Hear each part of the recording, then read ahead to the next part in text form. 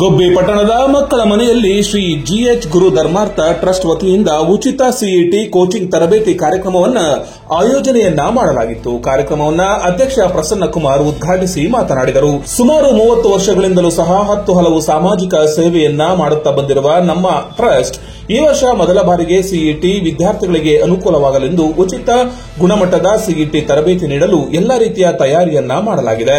ವಿದ್ಯಾರ್ಥಿಗಳು ಇದರ ಸದುಪಯೋಗವನ್ನ ಪಡೆದುಕೊಳ್ಳಬೇಕು ಎಂದು ತಿಳಿಸಿದರು. ಮುಖ್ಯ ಅತಿಥಿಯಾಗಿ ಆಗಮಿಸಿದ್ದ ಧ್ಯಾನ ಶಿವಬಸಪ್ಪ ಮಾತನಾಡಿ, ಸಮಾಜದಲ್ಲಿ ಹೆಣ್ಣು ಮಕ್ಕಳು ಎಲ್ಲಾ ಕ್ಷೇತ್ರಗಳಲ್ಲಿಯೂ ಸಹ ಇಂದು ಸಾಧನೆಯನ್ನ ಮಾಡಿದ್ದಾರೆ. ಗಗನಯಾನಿ ಸುನೀತಾ ಅವರು 9 ತಿಂಗಳ ಕಾಲ ಗಗನ ನೌಕೆಯಲ್ಲಿ ಇಡೀ ಪ್ರಪಂಚಕ್ಕೆ ಹೆಸರನ್ನ ಮಾಡಿದ್ದಾರೆ. ಅಂತೆಯೇ ಇಲ್ಲಿಯೂ ಕೂಡ ಅತ್ಯಂತ ಹೆಚ್ಚು ವಿದ್ಯಾರ್ಥಿನಿಯರು ಬಂದಿದ್ದು ಇಂತಹ ಸುವರ್ಣ ಅವಕಾಶವನ್ನ ತಾವೆಲ್ಲರೂ ಪಡೆದುಕೊಳ್ಳಬೇಕು ಎಂದು ತಿಳಿಸಿದರು. ಇದೇ ಸಂದರ್ಭದಲ್ಲಿ ಪ್ರಾಂಶುಪಾಲರಾದ ಮಂಜುನಾಥ್, ಕೆಎಚ್ ರಮೇಶ್, ರಾಮದಾಸ್ ಹಾಗೂ ಟ್ರಸ್ಟಿನ ಶಿವಕುಮಾರ್, ಮೋಹನ್, ಬಸವರಾಜಪ್ಪ, ಪ್ರೊಫೆಸರ್ ಕೆ ಚಂದ್ರಣ್ಣ, ಮುತ್ತಣ್ಣ ಸೇರಿದಂತೆ ಇನ್ನಿತರರು ಹಾಜರಿದ್ದರು. ಹಾಸ್ಟೆಲ್ ಮಾಡಿದ್ರು ಗೊತ್ತಿರಲಿಲ್ಲ. ಈ ತರ ಫ್ರೀ ಆಗಿ ಮುಫ್ತಾಗಿ ಈ ತರ ತರಬೇತಿಗಳನ್ನ ಕೊಡ್ತಿದ್ದಾರೆ, ಕೋಚಿಂಗ್ ಕೊಡ್ತಿದ್ದಾರೆ ಅಂತಾನು ನಮ್ಗೆ ಗೊತ್ತೇ ಇರಲಿಲ್ಲ. ಸೊ ಎಲ್ಲೋ ಎಣ್ಣೆ ಮರೆ ಕಾಯಾಗಿ ಈ ತರ ಮಾಡ್ತಿರೋರ ಒಂದು ಸೇವೆ ಶ್ಲಾಘನೀಯ.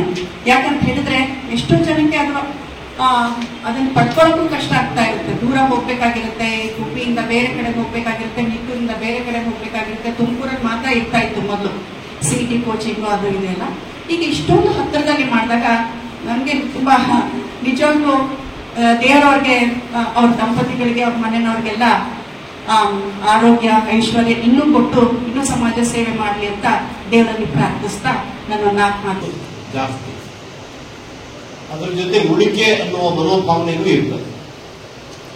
ಉಳಿಕೆ ಅನ್ನೋದು ಎಷ್ಟು ಬೆಳೆದರೂ ಅದು ನನಗೆ ಅನ್ನುವಂಥವ್ರ ಸಂಖ್ಯೆ ಪ್ರಪಂಚದಲ್ಲಿ ಜಾಸ್ತಿ.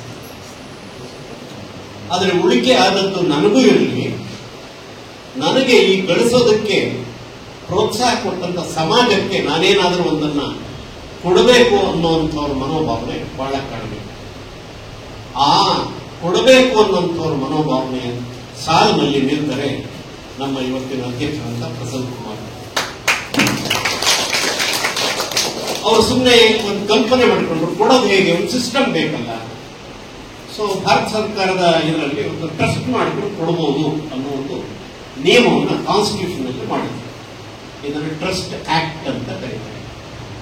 ಸೊ ಅದರಲ್ಲಿ ನಾನಾ ರೀತಿಯ ನಿಬಂಧನೆಗಳು, ಆ ಎಲ್ಲಾ ನಿಬಂಧನೆಗಳಿಗೆ ಒಳಪಟ್ಟು ತಮ್ಮ ಆದಾಯದಲ್ಲಿ ಕಿಂಚಿತ್ ಸಮಾಜ ಸೇವೆ ಆಗಲಿ ಅಂತ ಹೇಳಿ ಶುರು ಮಾಡಿದ್ದೆ ಈ ಜಿಎಚ್ ಗುರು ಧರ್ಮಾರ್ಥ ಟ್ರಸ್ಟ್ ಅವರ ತಂದೆಯ ಹೆಸರಿನಲ್ಲಿ